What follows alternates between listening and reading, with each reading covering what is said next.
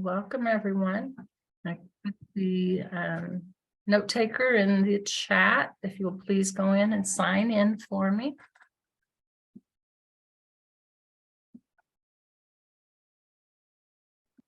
And we are recording, so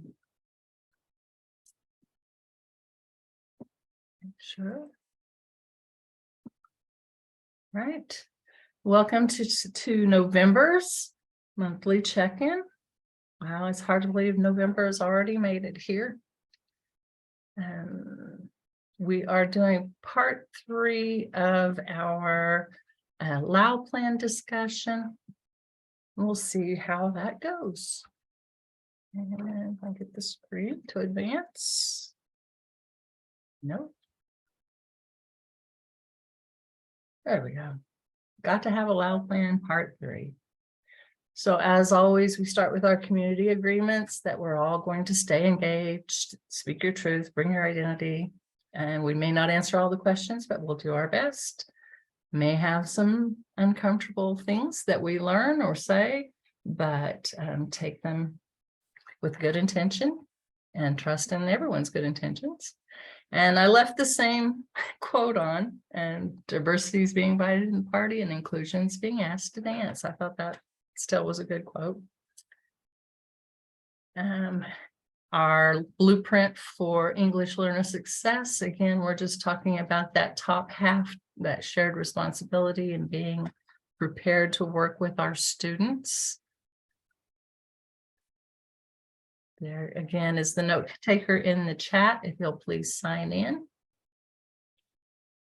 And there is the note taker link that I've just provided in the chat.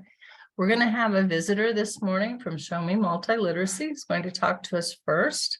Then I'll provide you with some updates. And then those of you who want to continue the discussion, have brought your LAO plans, would like to visit with others and with similar demographics as you, will break into breakout groups, or we can be in one group and discuss if you wish. So that's the plan for today. So I'm going to turn it over to Heather LaCroix, and she's going to talk to us a little bit about the Show Me Multiliteracy plan. So Heather, I'm going to mute myself and let you take over for a little bit. Sounds good. Thank you, Cammie, for letting me join you. My pleasure. It's so good to see all of you guys, and happy Monday. I know it's a crazy day for everyone, so I appreciate you letting me talk to you for a minute. I'm Heather LaCroix. I think you can go to the next slide, Cammie. I wasn't sure if what order this would be in. So I'm Heather LaCroix, and I work with the Show Me Multiliteracy project, and that is through Missouri State University. So I just wanted to talk to you today about some of the initiatives that we're doing. It's a grant-funded program, so we have several different initiatives that I think you guys might be interested in or know people who are interested in. So we had connected. Cammie helps us with a lot of our projects and kind of guides us with our project advisory board and with some of our subcommittees. So we had asked her if we might be able to get on here and chat with you guys. So if you want to go to the next slide, Cammie. So Show Me Multiliteracy, like I said, it's a grant-funded program at Missouri State, and there's 3 goals. And I'm going to talk to you about 2 of the 3 goals today. The first one is 100 demonstration projects by Missouri K-12 educators. So we'll talk about those. The second goal is scholarships for 50 teachers to earn their Missouri ELL endorsement. So if you know somebody who's looking for that and who would be a good fit, then that's something that we have information about as well. And then goal 3 is we have a professional development opportunity that we're starting up. So I'll talk to you specifically about goals 1 and 3, but obviously I can answer questions about goal 2 as well. So the first thing I'll talk about is our mini grants, and those have been so fun. We started about a year ago, and the mini grants give 100 teachers funds to do projects with ELs in your schools. And so this is just kind of the eligibility criteria right here. You can go back and look at this, but basically you need to be a K-12 teacher with EL students in your classroom. You get funds to do a project, and then at the very bottom, the second to last bullet is you can create a blueprint, which is just kind of a write-up of your project that other teachers and educators can replicate. So yeah, if you have ELs in your class, in your school, and you're looking for some funds, then keep listening and I'll tell you a little more and how to find more information. So we're looking for, these are some of the things that we're looking for. Basically, multilingualism is our big promotion, obviously. So we're looking at how to engage families, how to make instruction more multicultural and literate, sure, we'll use that word, but to engage multilingual learners. We have some very cool projects in the works where people are working with peers, L1 peers, and doing some mentoring. So like the last bullet here says, priority is given to projects that have a blueprint, and that's just a write-up at the end. It's just a fancy way to say that. So basically, teachers do a project, they get funds for it, and then they write it up to share with other teachers. And some examples, these are some that we've worked on already that have been written up already, and you can check out on our website. And I'm going to quickly put that in the chat right here for you guys.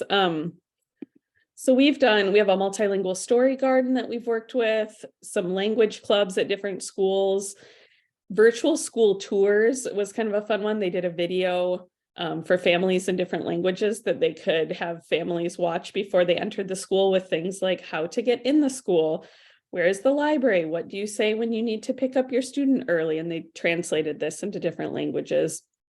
This visual thinking strategies one is really cool. An art teacher got funds to get a bunch of prints to send home with her students, and she had them discuss them with their families in whatever language they were most comfortable with, and then they would bring them back to school and have a class discussion. But it was kind of a neat way for her students to get some background knowledge in their first language before talking about the art prints at school. And then a book tasting event that's kind of in the works. There are a bunch more examples on our website under the mini grants if you want to look at those. On the right, it says Multilingual Story Garden. That's an example, like I said, of one of the projects that we've done. And so the process is easy. This slide has it all right here. You submit a proposal. The nice part about this grant is that you get mentoring through the process. So myself and then Jeff, my colleague, we work with you. You come to us with ideas and we kind of help develop those ideas, make sure that what you're requesting funds for can fit in the parameters of these grants. And then you get the funding. So you get your supplies up to $1,300 for your school, for your classroom. And then you implement your project. And then once you work on your blueprint, you can get an additional $800 stipend. So in total, a little over $2,000 that you can get funds for your classroom, for your school. It's a really good way if you're looking for ways to promote multiliteracy in your school. This is a really good opportunity. So I will be happy to answer more questions about that. I also want to talk about our third goal, which is Teams USA. And then actually, I mean, I guess we can go back. Does anyone have questions about the mini grants? I know that was a lot of information in a few minutes. Like I said, I gave you information to get to the website, the link's in the chat, and you can definitely message me directly. I have my contact information at the end as well. But that's a lot of information, but does anybody have questions before I move on? I have one question. Absolutely. You had said that it has to be a K-12 teacher who writes the mini grant. Is that something where like it as a department, so like I coordinate the department, could we write it as a department, or does it have to come specifically from a teacher who is in the classroom? Could it be an EL teacher? Like what does K-12 teacher mean in this scenario? Absolutely. And you know what, that's a great question, because we've had to kind of clarify some of that because the lines get kind of blurry.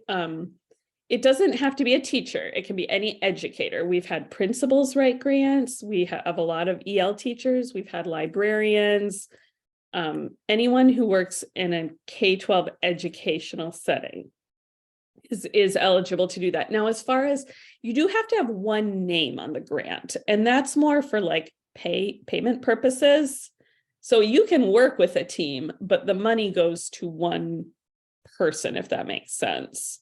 But absolutely, and something else is we've had teams work together. So that multilingual story garden, for example, there were 2 teachers that kind of worked on that together. And we ended up saying, hey, you have really great ideas here. They were able to split it into 2 projects and get twice the amount of funding. So for several schools, we've been able to do that. Like, hey, if there's a group, how can we make this work to get you a little more money? So that's a possibility as well. I wanted to share that I put all of the links from your presentation in the note taker as well. Oh, perfect. Thank you, Cami. Uh-huh. So the next part of what I'm talking to you about, and so I work with Show Me Multiliteracy, and I just kind of wear a lot of hats. So I help with the mini grants. I'm a practicum supervisor for teachers getting their EL endorsement. And I also work with teachers in this professional development capacity, Teams USA, that I'll talk to you about. So I kind of know a little bit about all of it. So if you have questions, like I said, I might be able to help you or at least direct you towards someone who can. So Teams USA is a year-long professional development opportunity. And what you do is you meet with a school-based team. There's 5 people at each school, and there are 5 schools. So in total, there'll be 25 participants at a time. And you meet this, and I apologize, this is an old slide. It says once a month. It's 3 hours a month. Teachers did not want to meet one Saturday a month. So we're doing it during the week for an hour and a half, twice a month. So in total, it's still 3 hours a month, but that part may be different. But you meet with a team of 5 members for a professional development opportunity, and a lot of the work is done outside of the training. So if you go to the next slide, Cami. So the purpose is that you get a year-long professional development to improve the education of ELs at your school.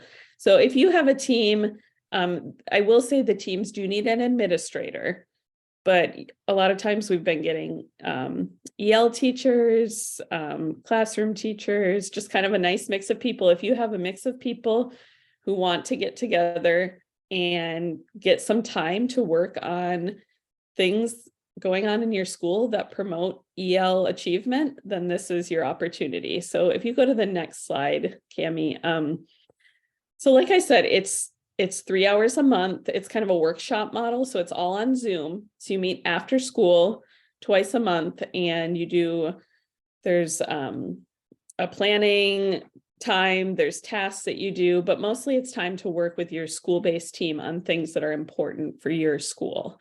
And the good news is you get compensated for this as well. So there's a stipend of $1,200.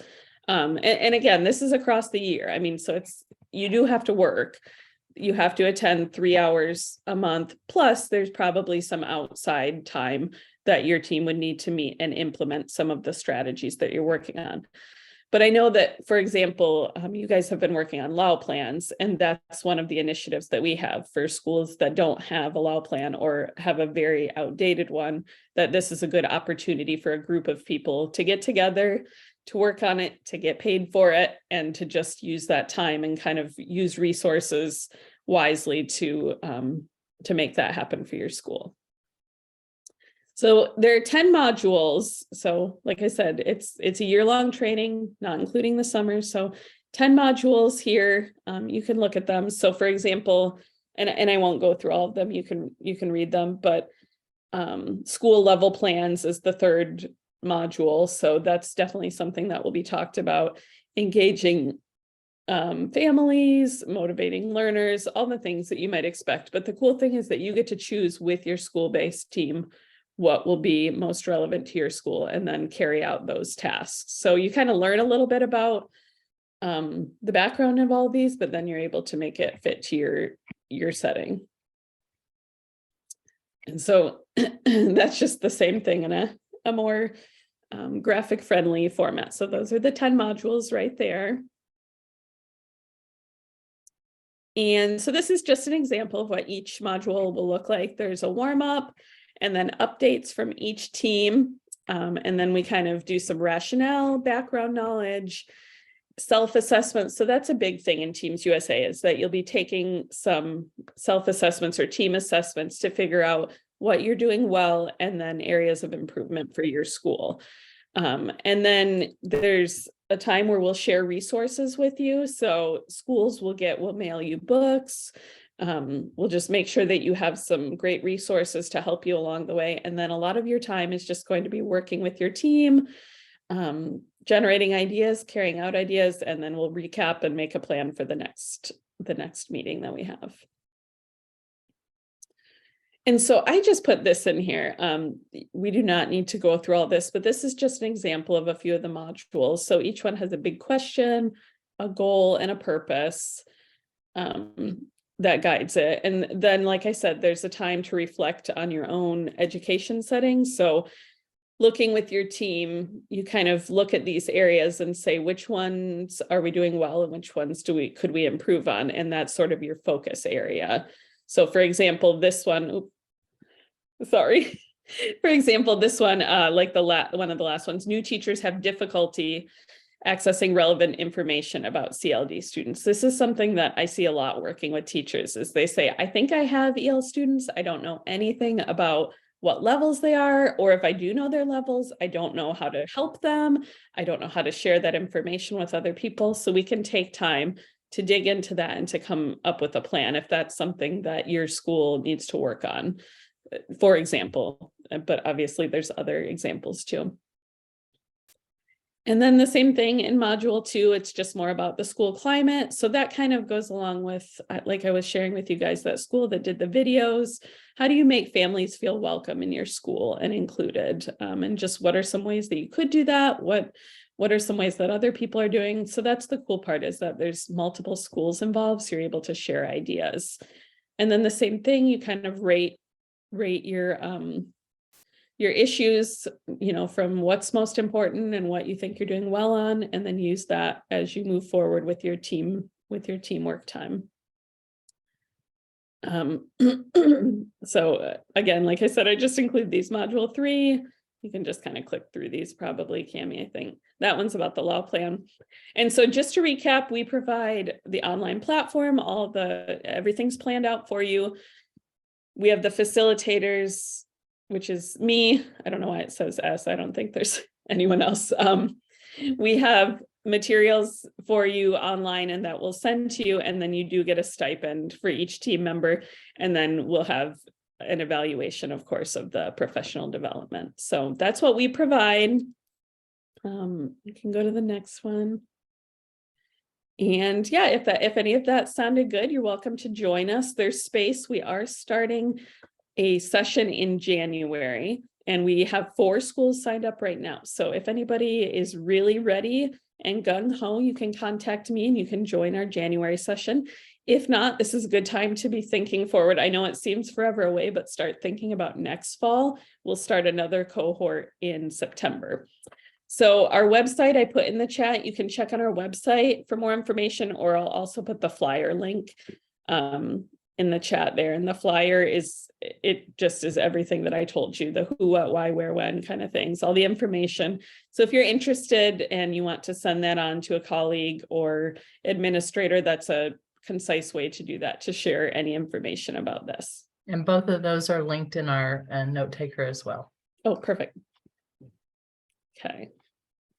And then I think the next slide just has, I think there's one more, our website, there's just a picture at the top, all the tabs at the top will give you more information about those 3 goals that we talked about. So feel free to check it out, just kind of navigate that and see if you have questions. And then the next slide is my contact information, our website, and our Show Me Multiliteracy email. And then specifically, if you want to reach me, my website is at the bottom. So does anyone have, I know, again, that's a lot of information, but I would love to see some of your faces, some of your schools. We do have some partner districts that we've been working with, but we're hoping to kind of expand to more people in the state. So I'm hoping this might be the way to see some new districts, get some funds and really take advantage of some of these opportunities. Does anybody have questions?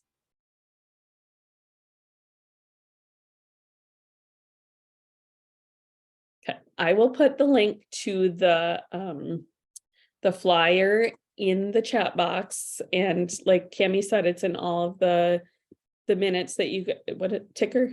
Our note taker, yes. Note taker. Thank you. This is new Thank for you, me. Heather. A note taker. I need to get that apparently.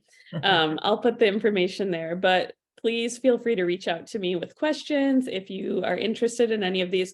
And the cool thing about just going back to the mini grants, it sounds overwhelming. And a lot of teachers come to us and say, I don't know, I want to get books for my school, and that's all I know. And we're able to work and come up with a plan, because obviously we can't just buy you books. We need to turn it into some sort of way to engage families and engage students. But Jeff and I have gotten really good at working with teachers and coming up with ways that we can utilize what your school is already doing and kind of piggyback off that to make sure that we're meeting the needs of your ELs. So don't be overwhelmed. Please reach out. We do have some webinars where we meet with teachers. We're happy to meet one-on-one.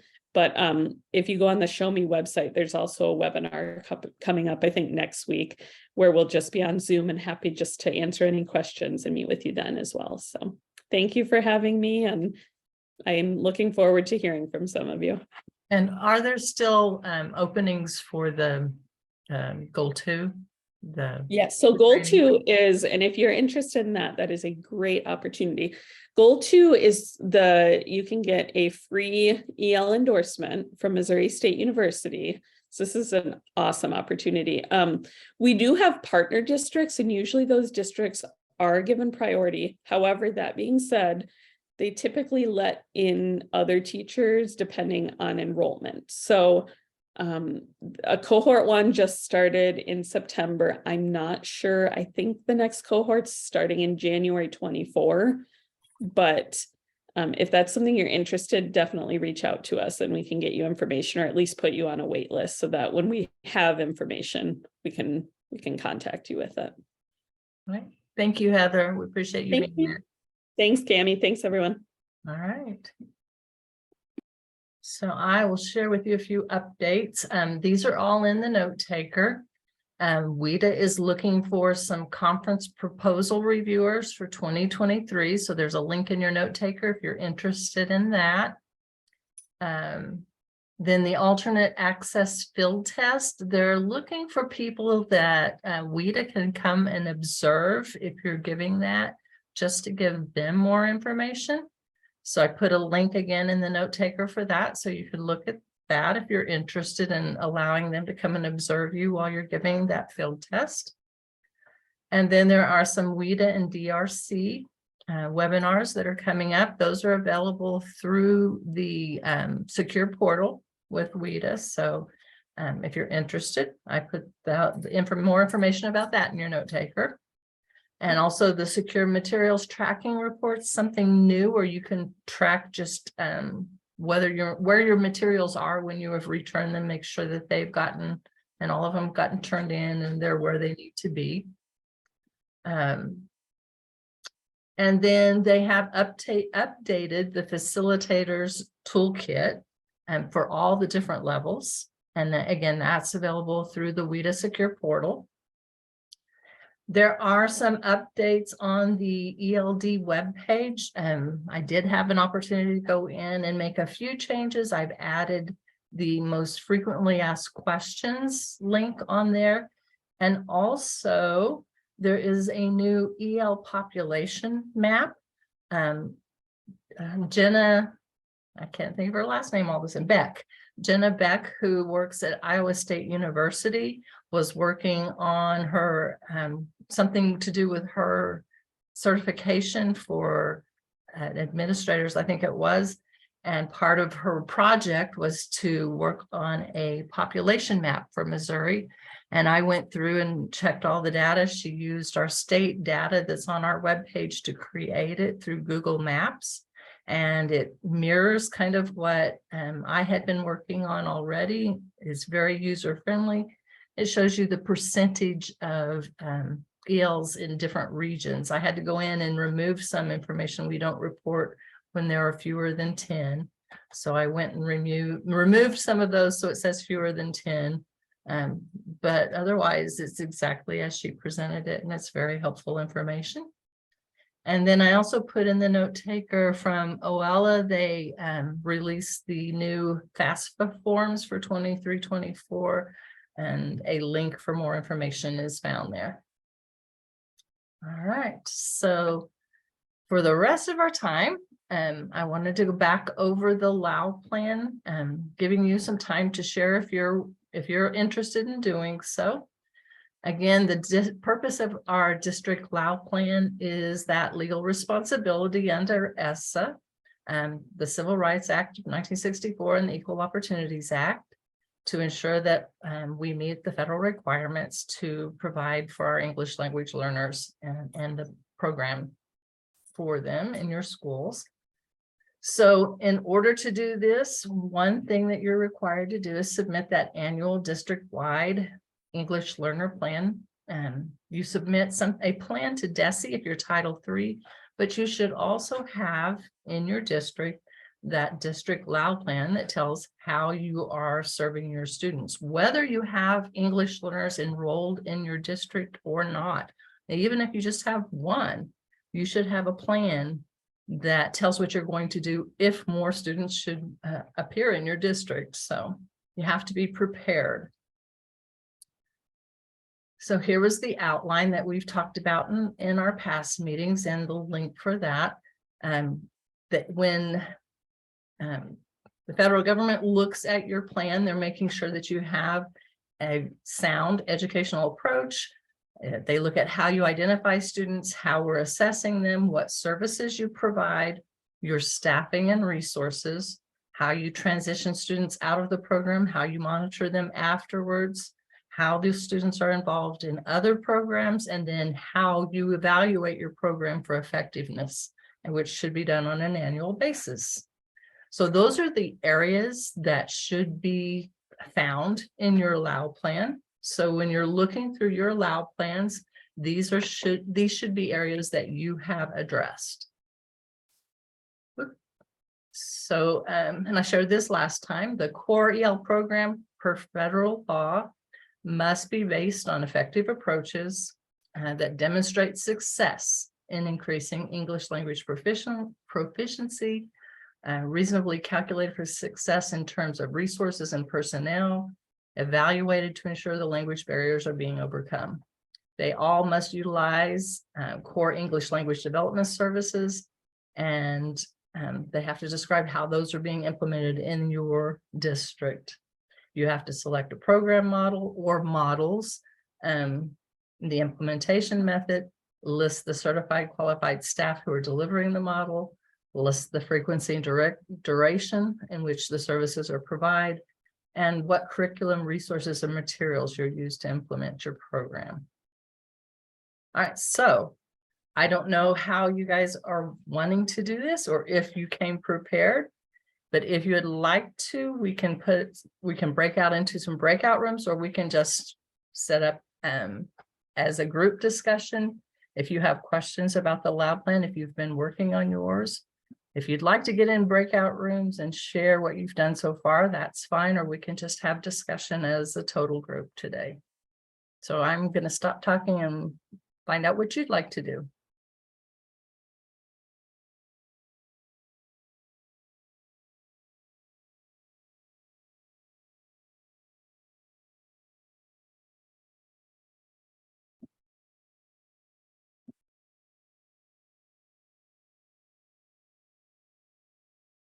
Would you like to go into breakout rooms and discuss, or do you have questions about what you've been working on so far?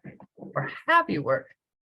Okay, Nikki says breakout rooms, and okay, let's do that then. So what I'm going to do, I'm going to make 5 groups. And if you have 20 or fewer L's, you'll be in group 1. If you have 20 to 100, we'll be in group 2. 100 to 300, group 3, and let's do 4 groups. If you have over 300, you can be in group 4. So let me set up the breakout rooms. Let's see here, breakout rooms.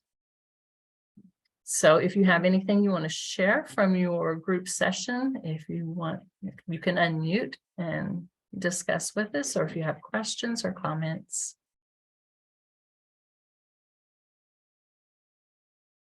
No, don't be shy. Jamie, Yes, sure. Yes, Rob. our group talked about evaluating the EL program.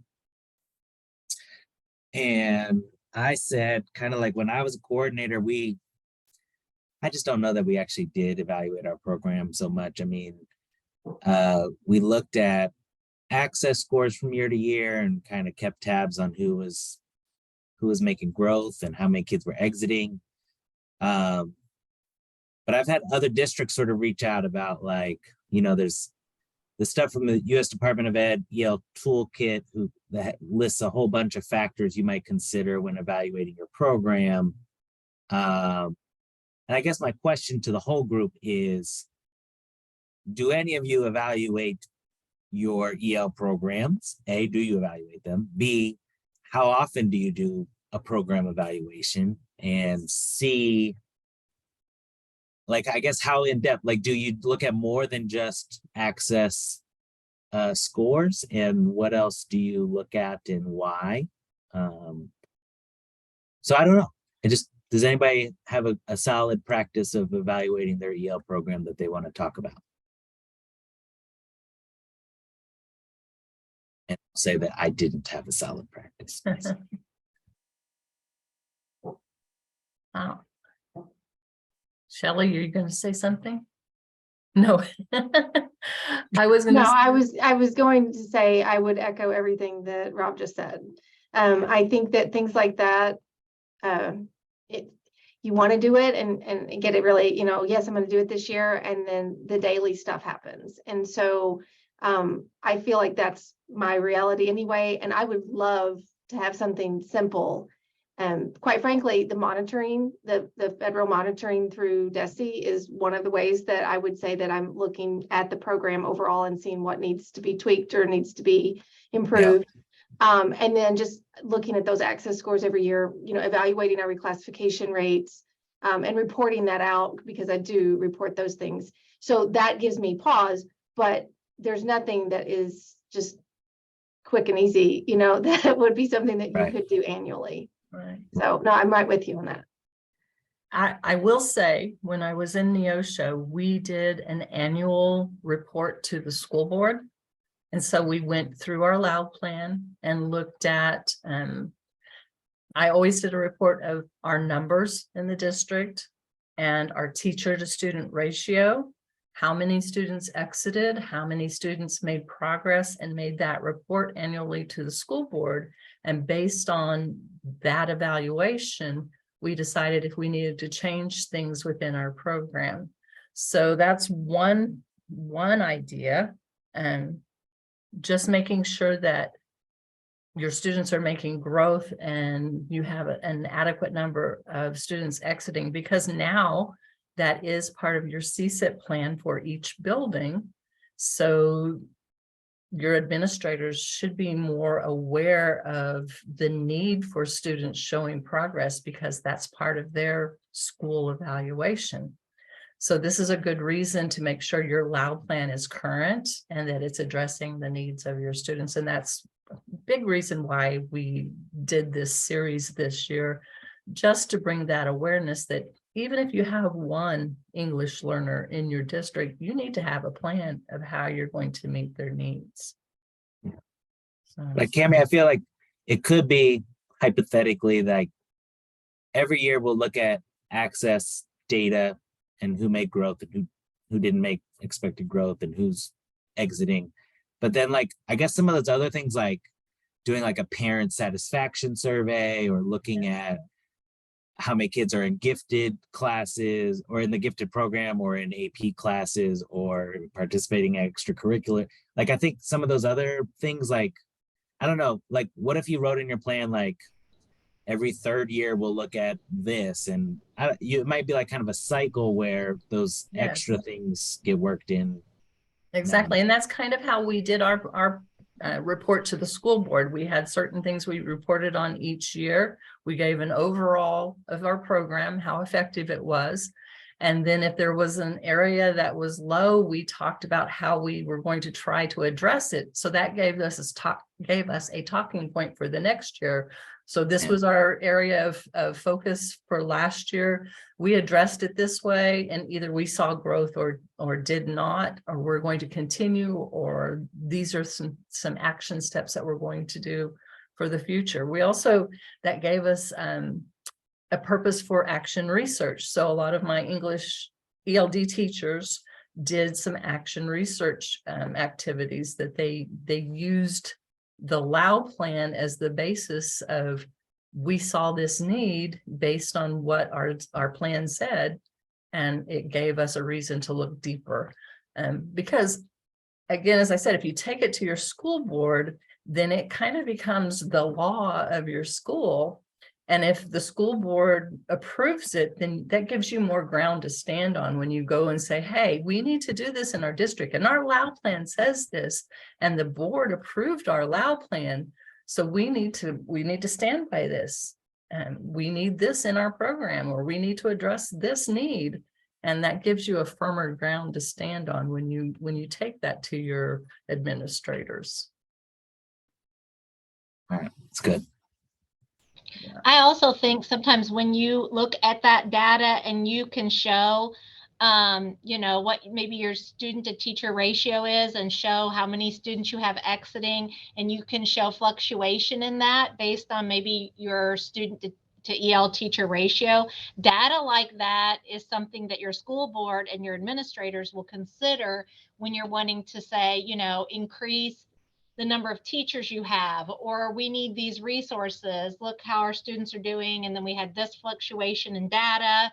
How can we fix that? I feel like that is something that we've done in our district without actually, like, we didn't call it like a checkup or anything, but there have been times where we had like the ratio was not where it should be for student to teacher, and we showed them our data and showed the increase of numbers that we've had over the last 3 years. And then they were like, oh, okay, we see now that maybe we need to add another person. And then, showing them the success of your program by showing them how many students you have exiting can help them to buy in, yeah, we see what good you're doing there with that program. And then I feel like that helps administrators and the board want to back what you're doing even more. Well, and two, like in one school, in a couple of schools, our writing scores were really low. And so we said, we'll do a research activity. We're going to try this program we heard about and implement it in this school and see if their scores improve, because the two were very similar and had the same kind of demographics and everything. And we'll see if this program was effective for a semester. And then if we're showing progress, and then maybe we'll want to implement it district-wide and improve writing across the whole district with our ELs. So it gives you a little more ground to stand on. And then it can be written into your LAU plan and addressed in that way. Becomes rule. Who is this? Tracy said she did that with Imagine Learning. Yes. So it is helpful to have that information, and when you take something, I always went to my administrator with a plan, not just a complaint. And if you go with a plan of how you can fix something or a couple of things that you want to try, you're more likely to be heard and maybe implement something that you're suggesting, rather than just going and complaining. And as a part of our Title III, we host a meeting that our EL parents can come to, where they can talk about things that they like, things they'd like to see changed, what would they like to see us do with our Title III funding, what kinds of programs would they like to see us add to our EL program.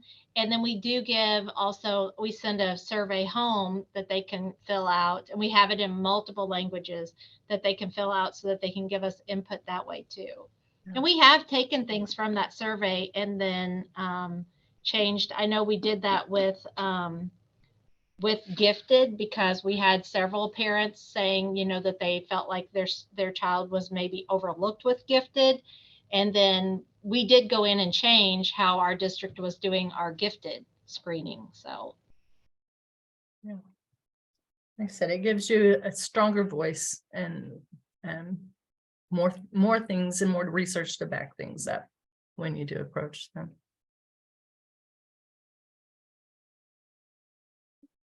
Any other questions or thoughts?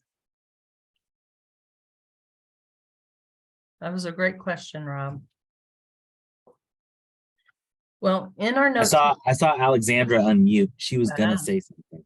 Okay, go So I just Alexander. wanted to mention that we mentioned also like our annual Parent Academy night, when we have several different sessions for parents also from our department. And we have different topics to discuss the ELL program, or it can be understanding access, score reports, and what they can do to help the kids succeed. We just wish that we had we just had a better parental involvement, because as I said, we just held it 1 year and only 3 parents showed up for our ELL sessions. And it was for the whole district, and it was all day long. And that's all. I was presented to 3 parents, unfortunately, because it happens when there are like so many different sessions are in progress, and sometimes parents just like are more interested in other topics rather than ELL, unfortunately. And we try to attract with many different things, even, you know, like it's like we giving out t-shirts and food is there and something else, and still, yes, not so many people show up. I mean, if it's, you know, it's a multicultural fair, oh, we have like so many people there.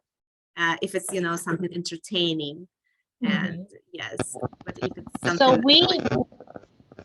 Sorry. we put one of those meetings with an actual event that parents would typically come to, like hosting that right before one of the music programs or something like that, that you have big attendance at. So you could actually have that meeting like right before your multicultural fair. I was going to say too, last year, and I haven't done it this year yet because it's been a year already. So I thought it was over, but it's only November, November. But last year we had quite a bit of success with Zoom. So we had 3 parent meetings on Zoom, and I had more people attend that than I've ever had in person. And then we were able to record it, and it was interpreted. And so then we could share that through our parent information system, or the email system or text system that we have. We could share those links to the recording. So I will be doing it again after break, because it was pretty successful. We had, like I said, more people join the Zoom because they can do it from anywhere and they don't have to worry about childcare and all that stuff. So we also, before back to school night in our buildings, have an EL parent meeting in most of our buildings. So they're all going to back to school night usually. And so then we have a very big turnout in those meetings before that. So those are 2 ways that we've gotten around the lack of attendance. It's really helpful if you can find one parent who is on fire and they really help to get things going. I know we had one pastor of a church, and he was bilingual, and he made sure the parents that attended his church were at our parent meetings. So he and I got a very good relationship going with him, and we had lots of conversations, and he would tell them, you are parents, you should be at the school, you should be involved. And so it just takes getting one person like that involved, and who's going to be a voice for you in the community, and they will spread the word. So if you can find that one person, that will get things going, that's very helpful. And maybe provide some sort of incentives for attending. I don't know. We always had like I think it was Tracy was saying, we had an activity and then we had our business meeting in the middle of it. So we took a break and had food, and we had our business meeting while they were eating and had discussion. So there are different ways you can get them there and then keep them there. You have a trapped audience and then continue your fun, but have it in between. And those PAC meetings are required, where you're having that evaluation of your program and parents get to discuss what they like about your program or what needs they have that aren't being addressed. So that's a very important, yes, that captive audience. But yeah, and another issue in LAO plans that I wanted to make sure and bring up was professional development, because both for you as EL teachers and for your district, to make them more aware of the needs of English language learners, you need both. So make sure you write that into your LAO plan, professional development for both you as EL teachers and for your district educators as a whole. So that's something very important to make sure is a part of your plan if it's not in there, because that is a federal requirement as well.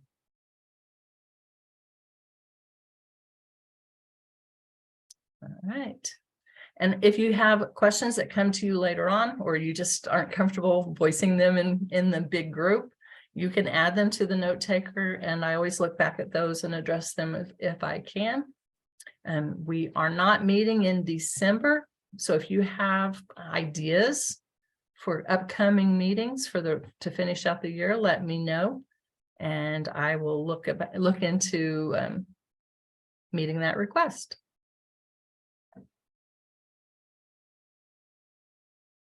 Any other questions? If not, we'll call it a night. Thank you all for being here and for taking the time to talk to each other. Thank you very much. All right. I'll see you again soon. Have happy holidays.